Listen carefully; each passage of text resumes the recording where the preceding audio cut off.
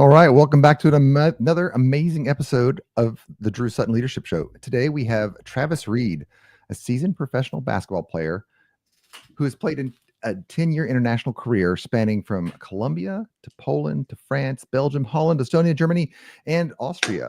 Notably, he was the Dutch League MVP in 2004, the Baltic Basketball League MVP in 2007, and the Estonia MVP in 2007 as well.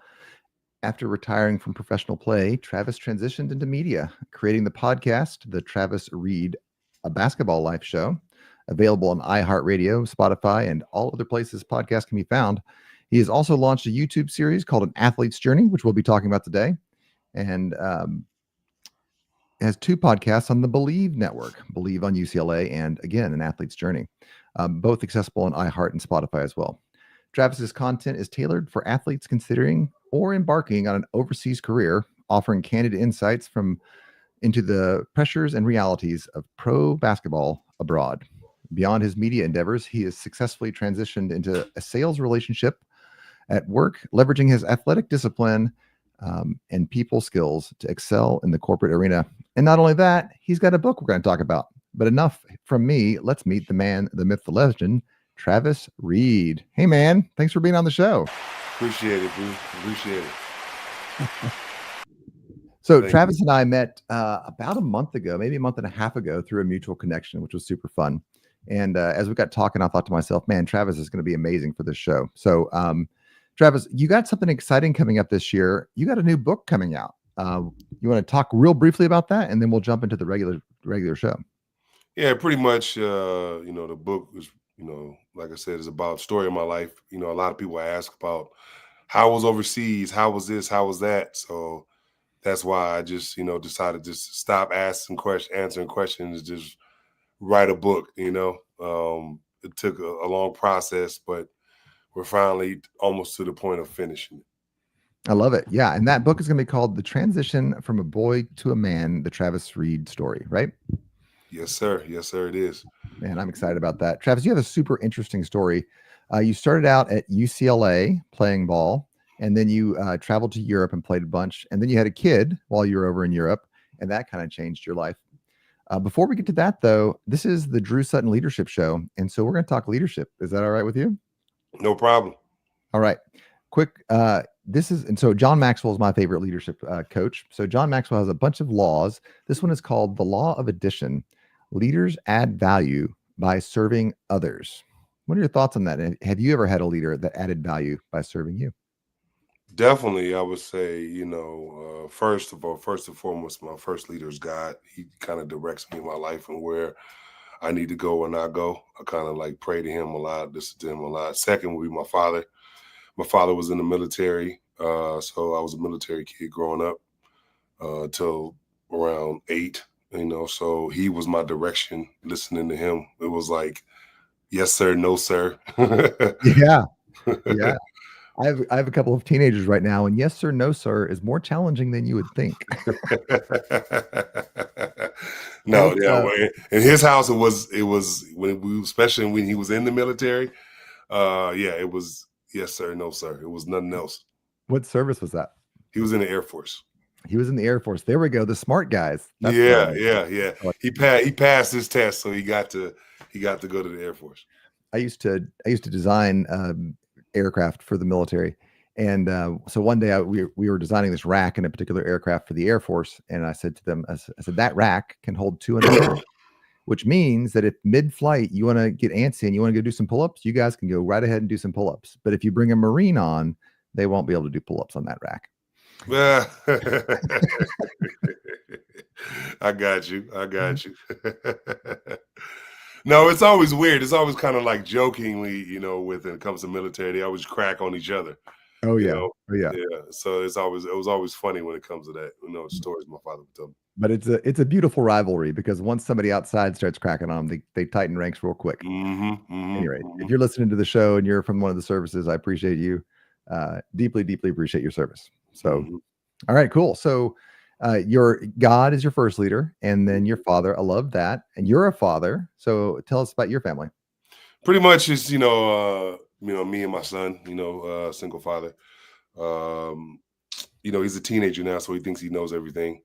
But just trying to teach him the guidance and everything that my father told me. But it takes a village. So I asked for guidance from my father, my older brother, my other brother, because everybody has kids, for the most part. So just listening, to what they say, if I'm making a mistake or am I too hard on him or whatever the case is. So yeah, like I said, I think it takes a village, but like I'm just trying my best to raise him to be the best man he can be. I love it. I love it. I have a mentor. His name is John. Whenever I have a dad question, I go to John. And John used to tell me, if you're not afraid that you're a bad dad, you probably are. It makes sense. That makes a lot Yeah. of sense. Yeah. You know, So, what's your my greatest parenting advice is when they're little, especially when they're very, very little, is we always in our house we had the rule of give me your eyes. That's what we would say. Because to a kid, what they look at is real. And then if they're not looking at you, then you kind of get deleted from the earth. It's really some interesting literature psychologically on that. But my advice to everybody is always listen, you got a new kid. I'm so proud of for you, happy for you, proud of the kid. But always ask for their eyes to make sure that they listen to you and pay attention. And then I don't give any other advice because I've received a lot of unsolicited advice. Do you have any advice for raising kids? What's your best piece of advice? It can be any stage. That's my like little kid advice, but it can be any stage. I would say, the main thing for me is try to give them your time. Kids appreciate time. Don't get me wrong; they love gifts, they love, that kind of stuff. But give them your time.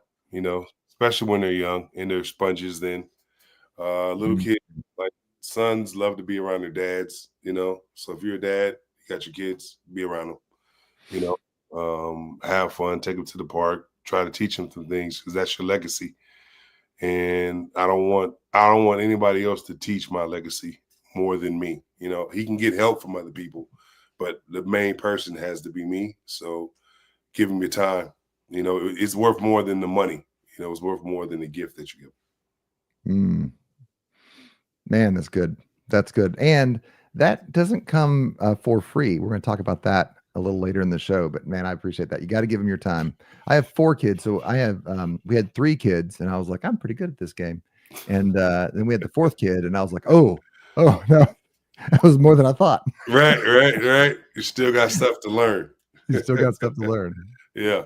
All right, we're gonna lighten the mood up here just a little bit. Um, I always ask some crazy hard hitting questions here. So are you ready for this? No problem. All right. Taco is a taco a sandwich? No. No, it's not. I like it. No. Where does ketchup go? Does ketchup go in the cupboard or in the refrigerator? Good question. I'm not a huge ketchup guy. My son is. He keeps his in the refrigerator. He keeps his. There we go. Yeah, Wait, you're not a huge ketchup guy. What are you, a sauce guy? Is there any particular sauce you like?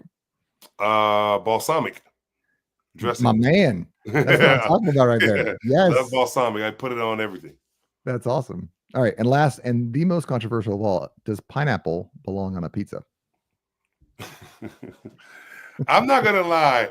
The Hawaiian pizza is pretty good. I like pineapple on pizza. It's not bad. It's not bad. My youngest daughter calls it pizza abuse. She says pineapple doesn't go on pizza. It's okay. She's still young and wrong. She can grow. No, pineapple is probably the only fruit that I know that can go hot and cold good. Because you put pineapples on ham. You put pineapples on obviously pizza as well. I've never thought about a hot and cold because it does. It goes great both hot and cold. That's a good. I'm putting that in my quiver. My daughter's all right. So you spent your life playing basketball. Not just a game, right? It's a life lesson, right? It's a place where you learn and you struggle and you grind. Mm-hmm. When did you say yes, basketball is going to be my thing? Was there ever anything else, or was it always basketball? No, pretty much growing up, my father made me play all the sports just to see what I was good in. I was really good in baseball, and I played football, basketball, baseball, soccer. He put me in everything. Like I'm gonna just put him in everything. I was really, really good in baseball. Like my coach, who coached me, his son that played for the A's at the time, or Angels, I'm sorry. He was like, man, you should stick with the baseball thing over the basketball thing. And my dad was like, nah, he's gonna stick with basketball. So, and then with the football, I remember practicing high school and like practice somebody, tackle me in my leg, and I was like, oh, all right, that's it with football. So that's how kind of basketball became the number one thing. I love it.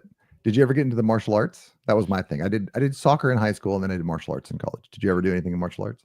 No, I never did martial arts. It was more like as I got older, as a workout, boxing.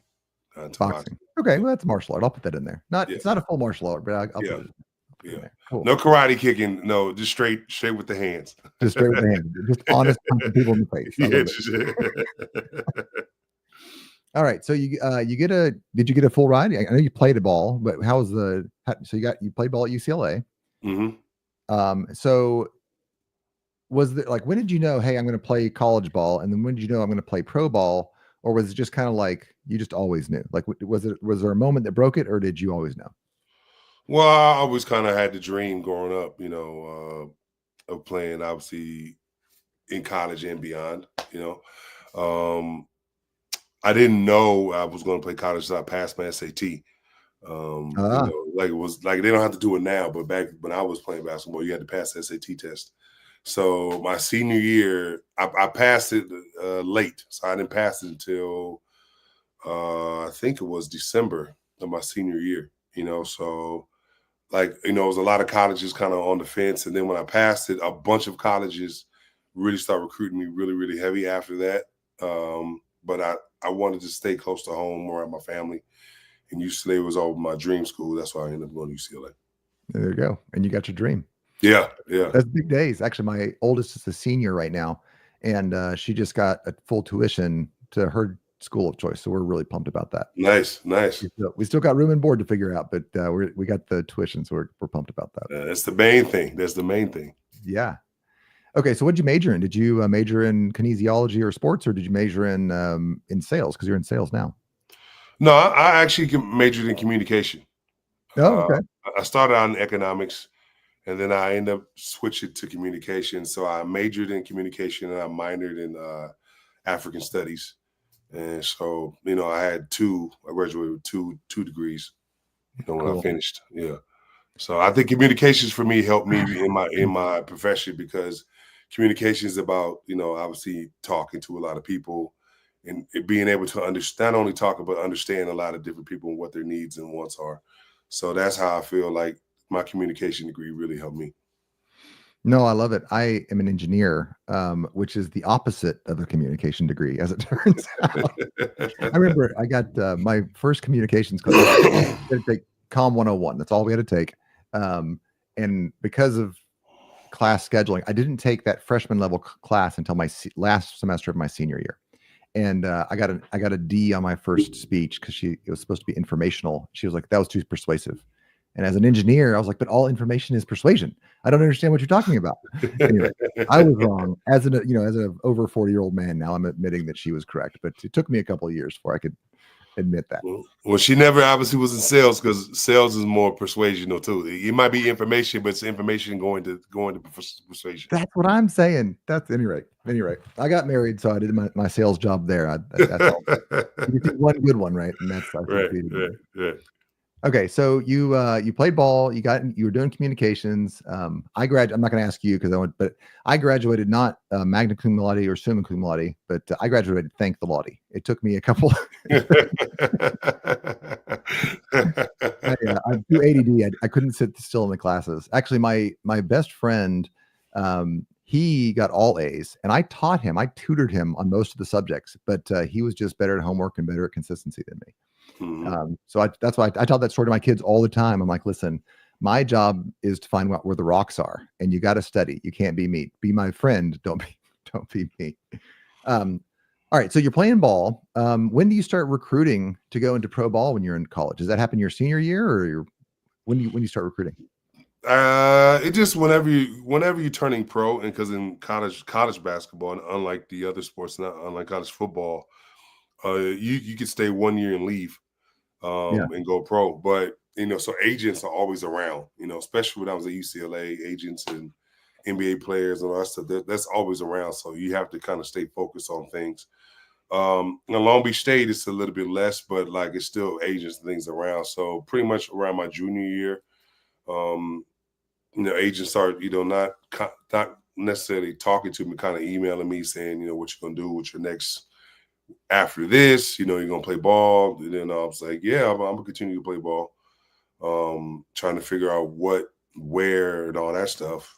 So yeah, by the time my senior year ended, I had an agent, and that's why, like literally after the draft, I had an opportunity to play on a summer pro league team, but I decided to go overseas and start making money. So that's why I went to Bogota, Colombia. That was my first job. Well, this is a leadership show, but leadership needs a paycheck, so I fully support that decision. Excellent decision, sir. So when you go over, so talk me through what's your best advice. I know that you have the book coming out, for the transition from a boy to a man, the Travis Reed story. I know that you already coach people about that transition from college ball to pro ball. So give me some of your best advice. Let's say I'm a 6'7", 6'8" guy in great shape, got good prospects. What's your best advice going pro? Pretty much, I would say, it's just like going for a job. It's kind of the same thing. Like, you find an agent, say, like, because in Europe, it's kind of different. Obviously, the NBA, where you get drafted, you go to this team, that team. In when it comes to Europe, what you do is, I would say my advice is contact the agents that you want to represent you. You go to Eurobasket.com. They have a slew of agents, on the back page of it, and then you just contact them, give them your information, give them your, your stats or whatever, like give them a bio, and then they'll say, well, I can get you a job or I can't. So, and that would be my best advice to get your foot in the door. And when your foot is in the door and you're on a team, just be humble, work hard, do your thing, and keep your nose clean. Don't be mad about the money you make, because I thought I was going to come in and make, everybody thinks they're going to make $1 million overseas. And trust me, you can get to that level, but it takes time unless you have a huge name on your back. So my first year, I only made $1,500. So, oh man, yeah, I only made $1,500. So I had to work my way up to making, good money overseas. yeah, man. So what do you think? Talk about money. So I have a little bit of insight because some of my friends are tangential to this. What do you think about the new NIH rules? Do you have that over in California? So in Kentucky, we got kids, 18-year-old kids getting $100,000 sponsorships, and not pro, just ball players. Mm-hmm. So the result that I've seen, and this kind of, it makes sense once I heard it, but I wasn't expecting it, that the kids now have managers that are arguing with the coaches at the college level. Like, hey, I want him out for a game because I don't want him to get hurt, or hey, I want him to be in this position because I want his percentages up high. What are your thoughts on that? Well, I don't know. I don't, about the whole sitting out kind of thing, like, about percentages, because if you're not hurt, you play, period. Right. If you're not injured. I mean, sometimes you have to play hurt. Yeah. Right. So Right. if you have a sore ankle or you have a cold or whatever the case, you play. So I don't know about that. Now, as far as the NIL goes, I'm all for it, just because, like, to be honest, college makes so much money off of athletes. They make, I mean, They do. when I was at UCLA, it sat maybe 17,000, 18,000 people, and it was packed every single home game. Oh yeah. Yeah. So $14 beers and $7 hot dogs. Exactly. And Yep. so for me, I think athletes should get paid. I know it's become a little bit more of a business, and it's the Wild Wild West right now. But once they kind of figure it out and kind of like, slew it through, kind of get everything smooth, where it's a little smooth transition, I think it'll be better, where everybody, not just the superstars are getting. Right now, I feel like it's the superstars getting like, maybe $1 million or whatever, and then like the 10th guy getting 20,000. Where maybe if the superstar did get $1 million, maybe the 10th guy can get 100,000. Just kind of depending on the school. Yeah. So I'm definitely all for, athletes getting what they can, because what it does is gives after school. Say you're not going to the NBA or NFL or whatever, it gives you an opportunity to make a choice that you want to do something, not where you have to do. A lot of kids, when they get out of college, they have to take a job at Enterprise or whatever to get them started. Yeah. So what this does is, say you make 100,000 a year, and you say you save 75,000 every single year, whatever that comes out to, you have that in the bank so you can figure out what it is that you want to do. Oh yeah. This is my advice that I give to my kids all the time. Is I'm like, listen, don't do what you love. Do what makes you good money.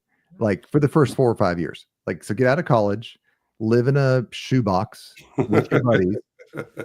Right? Like, I mean, we're just talking just shower, work 80 hours a week, go get hazard pay, jump out of planes and fight fires. I don't know. Go make money. Right. And don't spend a dime. And Mhm. then you do that for 5 years, you'll be better off financially than 90% of the people ever will. Right? If Mhm. you could just get that money early enough and don't touch it. Yeah. So, Yeah. So, I mean, in this way, like I said, if if you have like let's just break it down. Like if you save $50,000 every year out of that 100, that's yeah. $200,000 in the bank that you have, that you can invest or put in savings, put in a trust fund, whatever the case is. So many And things. then so many things, and then you can say like, okay, I'm not sure what it is I want to do my first year, so I want to maybe be a podcaster. So I'm not making a lot of money in the beginning, but I have money to where I can use, to where I can got figure out how to runway. make it. Yeah. And so that's what I feel like for me, that's what the people don't understand, what the NIL actually can do for an athlete. And then Yeah. not, like I said, this is not for necessarily like the number one guy. The number one guys are going pro. They're going pro. So the guys who are making $1 million, they're going pro anyway. Yeah. They're going to get their money. But this way, Yeah. they can go into a situation where their family's taken care of already from the NIL. So as soon as you make your first signing bonus, you're not just blowing it all on the family. Because I had a couple of friends who blew their first year money, essentially, just all family and friends and doing all this other stuff. If you're already making money, your family's already getting, a little bit of money, so they ain't sweating you as much. Yeah. Oh man. Yeah. So true. So true. So, all right. So you're in Europe, you're playing ball. Mm-hmm. How much of that is just a thrill that you're getting played? Like, actually, let me ask you this other question first. Some guys make it pro. Some guys can make it to college. Some guys make it pro. Some guys make it huge. I've had the privilege of a couple of pro friends in my life. They were managers when I was a young engineer and got to talk to them. What's the difference? Because it's just a small slice that's between you made it into the 200 people that can make it a year, or so. What sets people apart? What Well, can I cultivate so that I can make it into I can be GoPro? Well, look, I would say this, when it comes to making professional in any sport, but let's just say for basketball, I'm over exaggerating the numbers a little bit, but we'll break it down a little bit. Yeah. It's maybe, 100,000 in high school. And then that 100,000 goes down to like literally like 3 or 4,000 in going to college, Oh D1, yeah. you Yeah. know, so let's just say like D1, D2, D3, NAI. There's so many different college, JC, junior college, but let's just go with the highest D1. Out of that 100,000, it goes way down to maybe like I said, 4,000, maybe less, Right. maybe 1,000, Yeah. right? And then out of that 1,000 that's in going to college, 0.00001% goes and plays professional. Not a lot of people get to play and make any money playing basketball, let alone at the highest level. So that's how you kind of break it down. Like if you're playing basketball and you're getting paid, it's truly a blessing because you're at the highest of high level to where you're going overseas. Like I used to be sad sometimes because I was overseas away from my family for long periods of time. Yeah. But then I thought to my dad would always tell me like, boy, do you realize where you at? You are in another country getting Man, paid to play basketball. I'm gonna have your dad on the show. Your dad sounds amazing. He's hilarious. Trust me. You will love him. You will love him. That's Everybody will love awesome. him. He would tell me all the time, like, boy, do you realize where you at? Do you realize how much money you make? Like at my peak or whatever. And I was like, Dad, I know. I just, I'm just sad because I'm miss home. Like, boy, home ain't going nowhere. We're here. We'll be here in 4 years. We'll be here. We ain't going nowhere. So we'll be here right here when you get back. Good dad. And so like my dad was always kind of like my angel, like on my shoulder, like what I'm saying, kind of like that. Like, what would your dad say? And kind of like, at the time he would just be like, would tell me like, look, like it's February. You got 4 more months or whatever, to finish the season. Tough it out. Yeah. Tough it out. Get strong. I mean, I'm not saying that happened all the time because it didn't. Yeah. No, right. But sometimes it happened. So what's the team dynamic like at the pro levels? So, you're playing high school ball, everybody's family. You're playing college ball. Maybe it's more family, maybe it's not. Is it really competitive within the team, or when you're on the pro ball teams, are you guys kind of fighting for the next rungs? Oh, that's good. A very good question. I think that when it comes to certain leagues, a lot of guys are just trying to play to get their next contract, Mhm. When you're like in the G League or things like that, everybody's trying to make it to the NBA. So everybody's trying to shine. So it's really, really hard. You have to be, top of the top to kind of outshine that. Even in Europe, when you're on the younger teams that don't pay that much, you're all trying to make more money. There's teams where they have older guys who've been playing in the league for 10, 15 years, and they're the vet guys, and they're just kind of riding this basketball thing out. I had one my first year. I could tell you there was a person named Terrence Stansberry. He played in the NBA in 1985. He created the Statue of Liberty dunk. He was in the dunk contest, if anybody want to look. Oh, yeah. Yeah. He created the dunk contest. He created the Statue of Liberty dunk in 1985 dunk contest, 86, 87. He was in the NBA. Played for the Indiana Pacers and Seattle Supersonics. Now, my first year overseas was his last year overseas. So like he played at another city. So like whenever we would see him, me and other Americans, we just ask questions. Like, how did you do this? How was this? How was playing against Michael Jordan? How did you stay longevity? Da, da, da, da. And he would just give us all the knowledge, that he can give us about staying overseas, making more and more money, making sure you have the right agent to get you to where you want to go. Because that could be a case too. You could be a great player with a bad agent. It just kind of depends, how do you act with these coaches, act the fool? How do you act with these teams? Don't give you money, because sometimes in Europe, they don't even, they be like, we don't got it this month, and so you gotta, that's happened. On one of my teams where like I had to play a month without getting any money.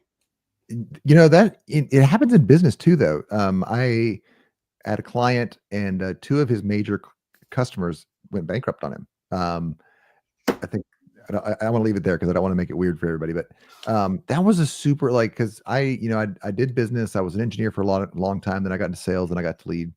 And still, I kind of had this naive view that, oh well, you write a contract and then they pay you. Sometimes they do not. It's Yes. super interesting. I mean, like, academic here, we're on the show, not as exciting when they didn't pay you. No, it was just imagine you're in Europe and then like you're like, well, the season's almost over. They're telling you just be patient. And so like when you're like, all right, I'm gonna be patient. They pay me this far, right? Yeah. And you're like, okay, well, I'm gonna be patient. And then the next time that whatever day your check comes, you're looking in your account. It's in there. All right. Yes. Oh, thank God. Actually, so I want to pull on that thread too. I've been a part of startups a lot. Every time, like, I'm a sucker for a startup. I just love the excitement and the possibilities and the hustle, and frankly, the lack of structure. I enjoy that. So my first job out of I worked at this company. We'll call it Company A, and then Company B was kind of one of our competitors. And then they went 2 check cycles and they didn't pay, and then a bunch of people quit. But talk to me about, because you've got to transfer several teams, and I've got to transfer several companies. Mhm. Which was the hardest transfer? And then after you kind of got used to it, what did you go through to make sure that when you made that transfer from team A to team B, that you could be a success at the next one? Well, pretty much what happened when it comes to like my biggest transfer was probably from Holland to Estonia, because I was in Mhm. Holland for 4 straight years. I accomplished a lot. We won the championship, MVP, all this other stuff. And so, Wait a minute. and, No, I have a sound bite for you. Wait.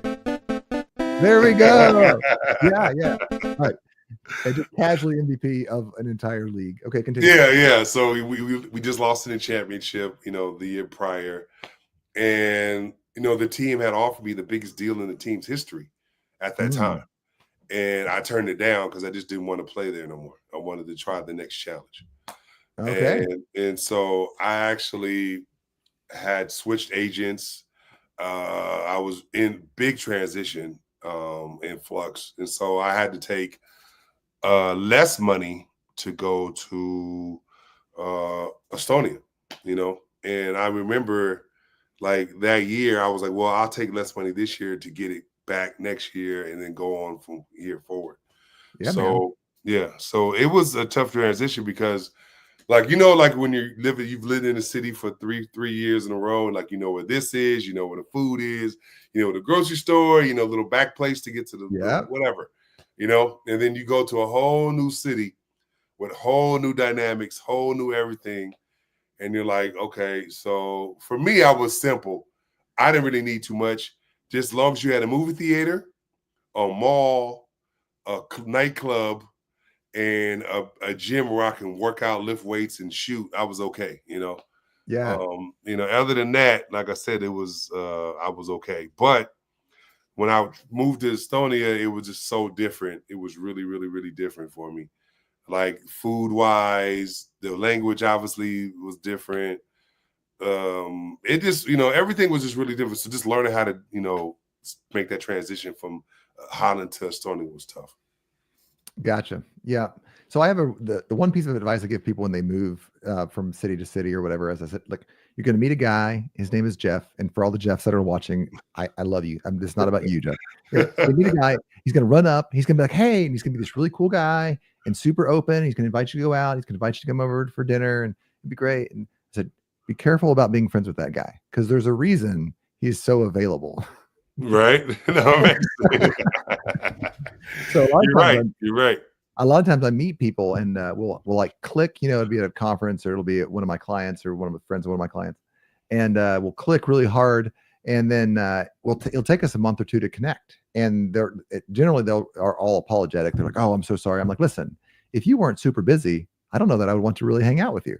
Like the fact that you're super connected and busy and you already have a great life, that means that you're the type of person I want to hang out with." Mm-hmm, mm-hmm. Yeah, but finding mentors. I remember when moving to Texas, kind of first or second day on the job, this guy named Brad came by, and there's three of us that kind of been hired together. And he goes, "You guys want to go out for coffee?" And the other two young guys, we were probably 28-ish at the time, and they looked at Brad with kind of a little bit of disgust in their eyes because he's an old guy, got gray hair.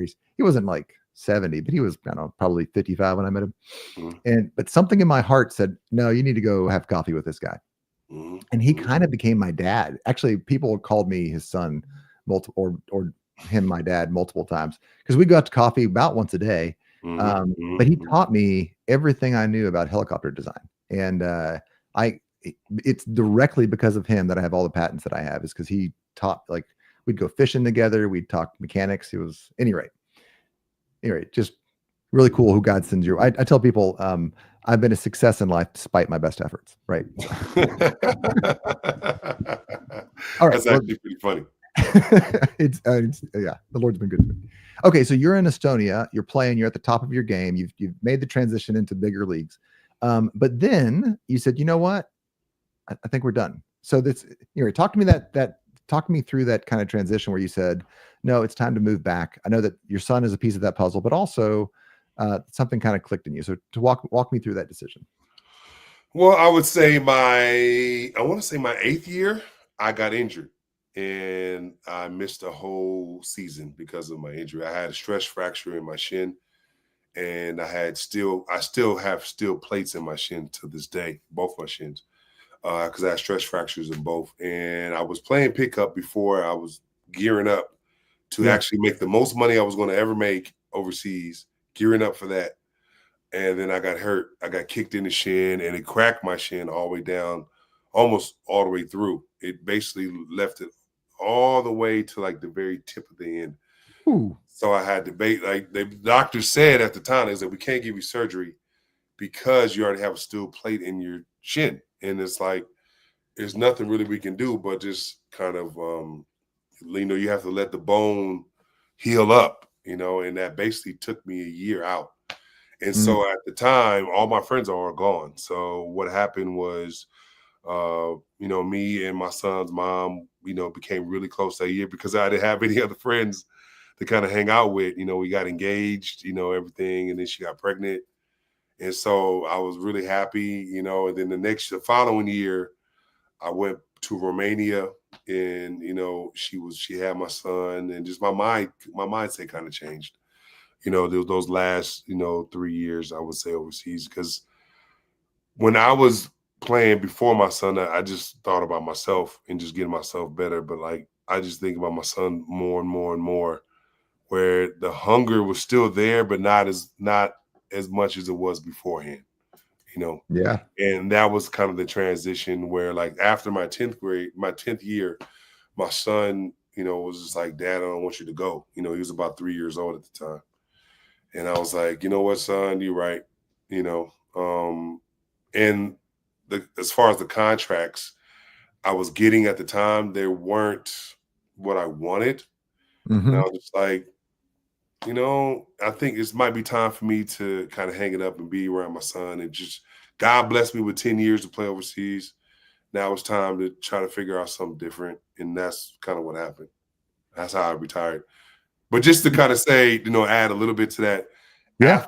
athletes think we're immortal, So I thought I was gonna play till I was like 40, Yeah. 42, Yeah. like Yeah. Tom Brady or something, and then retire and just be, live happy, live happy after. But it doesn't necessarily work like that. Like, I played 10 years, and 10 years felt like an eternity. I couldn't even imagine if I did play like 18, 19, whatever years. So um yeah. So like I said, when God tells you it's time, it's time. And It's it was time. probably Yeah. time. Well, and this is one of the things that you and I connected over, and one of the things that I wanted to bring up in the show. Life is not a bag of roses all the time, and really, the Lord's been talking to me about this really hard over the last year. Um, and by that I mean both me. I've been going through some stuff and also I've had a lot of friends bring this specific topic up, which is if you took your life and you plotted it like this, right? So this is kind of neutral. There are high points and there's low points. And if you do that, everybody that's ever tried to play the game. Now, for me, it was engineering. I got to play essentially pro ball in engineering. I got to do some really, really fun things. Mhm. Um, Sometimes you're on top of the pile, and sometimes you're on the bottom of the pile. And one of my big lessons was just because I'm on the bottom of the pile doesn't mean God's against me. Doesn't Mhm. mean that there's Mhm. no hope. It just means I'm on the bottom of the pile at the moment. Now there's things to learn and there's reflection and all that stuff. But you and I both have been through some darker times. You want to talk through the process of leaving pro? Well, I would say the process was extremely hard. The transition, obviously, here's the transition or the journey. It's kind of the same thing. Like, everybody goes through it. Everybody. You can be, LeBron James, Tom Brady, or you can be Joe Schmo, coming leaving high school and not being able to play in college, because like I said before, not everybody goes to college. So the Oh yeah, transition right. could be, yeah, from high school to college or college to professional, but say professional is probably worse because you actually tasted the mountaintop of whatever your sport is, Yeah. right? And so for me, I started playing basketball when I was 5. I retired when I was 33. It's 28 straight years of basketball or sports in my life being my number one thing. Now, I think that, like, it's like you being a doctor for 28 straight years and then all of a sudden go, okay, go be a lawyer.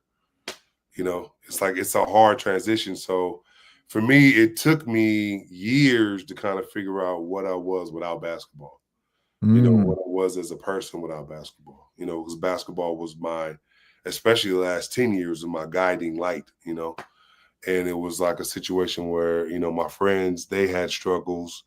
Um, my best friend, he couldn't make the transition. He didn't really know. So, he committed suicide, and so yeah. for me, I got to super low points, don't know necessarily like to tell everything, but let's say, alcohol was a huge part of my life at the time because it was so much stress. Because at that time, you have a son, you're dealing with a lot, trying to figure out how to provide for your son, and obviously the mother of your child, and it was just a situation where it took a long time. And I know my family hated me at the time. So Yep. I'm just glad that, it took years, but like when I finally got out of it, it was a blessing for me. Yeah, man. No, I love that. So I'm just going to kind of turn to the audience here and say, listen, if you're going through it, we all went through it, and that's not like a placation. Like we're talking about it now with kind of a smirk or a smile on our face, but uh, both Travis and I have walked. We've knocked on that door. We understand who's on the other side, and it's heartbreaking to hear that some of our friends didn't. They passed through the door, but there is hope and there is excitement, and because you're in it doesn't mean you're going to always be there, or that you're necessarily a bad, horrible person. When you're out there, I think, in engineering, people like to read these books on innovation, and they say, "Oh, we need to fail forward." And I'm like, "Yeah, but nobody really talks about what it's like when you fail. Like you take that risk, you roll those dice, and you gamble, and all of a sudden, your career is sidelined for a couple of years because your little research project or whatever didn't work out." Anyway, it's an open topic. You can reach out to me at Drew at SuttonLeadership.com. I'm not like a therapist. It's not like my gig. But what I am saying is that there is hope, and I love that Travis is honest about that, and that's going to be in the book, right? It'll talk about like the whole situation, how after ball it was like just basically a struggle with finances, with just trying to figure out what it was I was going to do with my rest of my life, with dealing with me and my son's mom kind of parting ways, and dealing with having a son and trying to provide for him. And it's a heck of a journey. And like I said, I went to some low places, extremely low places in my life at that time. And like I said, it's just a blessing for me to even be here talking to you today. Yeah, man. Well, so if you have an athlete in your life, and they are going through that, even if they're on the rad up, they're just they're just a little train chugging. Think I can, I think I can.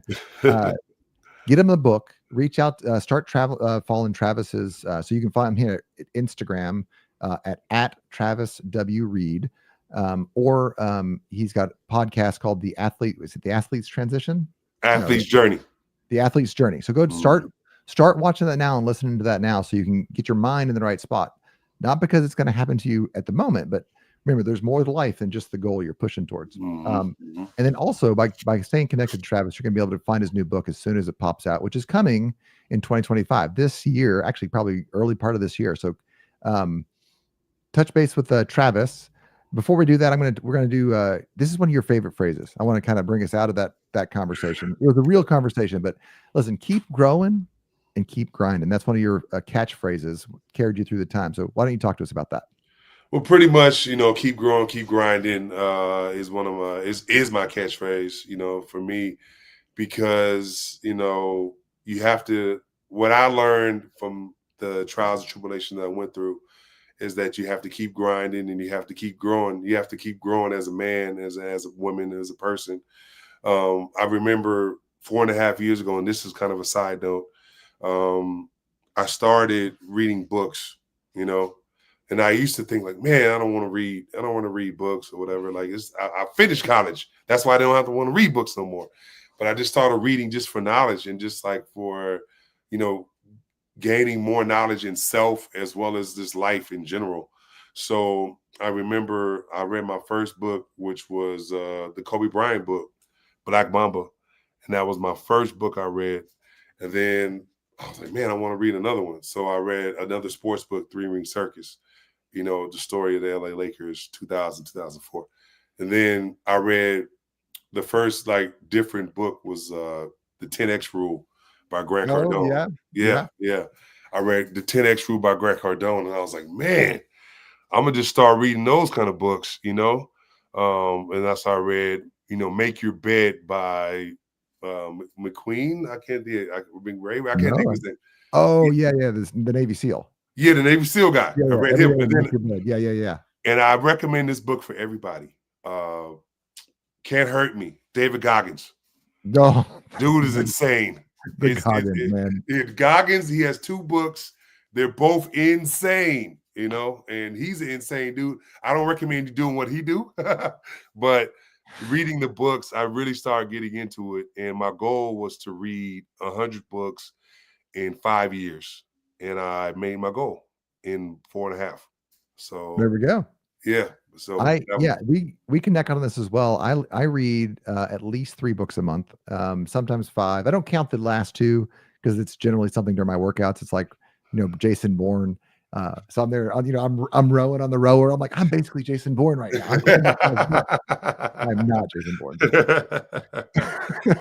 No. Go The last book I just read was 48 Laws of Power. And oh my gosh.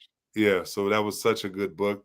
I don't necessarily agree with all the ways of it, the rules, the laws of it, but yeah, it's pretty some dark. of it, it's pretty dark. It was just, like I enjoyed it, but I enjoyed it. And a funny thing was, like, I even read, I learned about myself in the love languages. I read Oh yeah. The 5 Love Languages by Chapman. Yeah. The 5 love languages for singles, and like that. The love languages for teens, and so it's interesting to kind of like keep growing and mentally just have, like, oh, okay, this isn't half as bad as I thought. I even do audiobooks because I drive a lot. So I'm listening to audiobooks on the road too. No, that's fantastic. It's a fantastic advice. And so if you're listening, and you're like, well, I haven't really read. No, seriously, reading is where it's at. The way I think of it is this. I went through the stage where I was like, hey, I need to grow. So then I found a mentor and I was like, hey, will you tell me something? And then I realized, well, it's kind of rude just to have them tell me. I said, hey, I'll take you out for coffee if you'll kind of pour into me. And a couple of guys were kind enough to do that. And then I got realizing I'm essentially paying these guys $20 an hour or less, like $9 an hour to buy them a coffee, and they're pouring into me. I was like, I'm going to at least go read a book on the thing that I want to ask them a question on before. So a book's like $20. So, and if you read it like while you work out, you knock it out in a week or 2. And so, yeah, no, all my mentors are from my books, and it really changes because then you start reading, like, this guy's talking about the same question on this side, and he's talking about the question over here, and you start to get this really well-balanced view. And if you have it in your budget, which I do, somebody says to you, hey, you should read this book. Boom, click, bought. Another mentor of mine said to me, he was up on the stage speaking, and he's like, oh, you guys really need to read this book. I think it's Blue Ocean Strategy. And somebody in the audience was like, done. Like he literally clicked on his phone and bought the book right then. And I was like, wow, the speed of action, how long it takes you to take action really determines your trajectory in life. No, I mean, I pay, $15 a month to be on the Audible side of the Amazon Audible. And so every month I got, this new book by so-and-so. Okay, let me click that. Or this book, I have books already ready to go.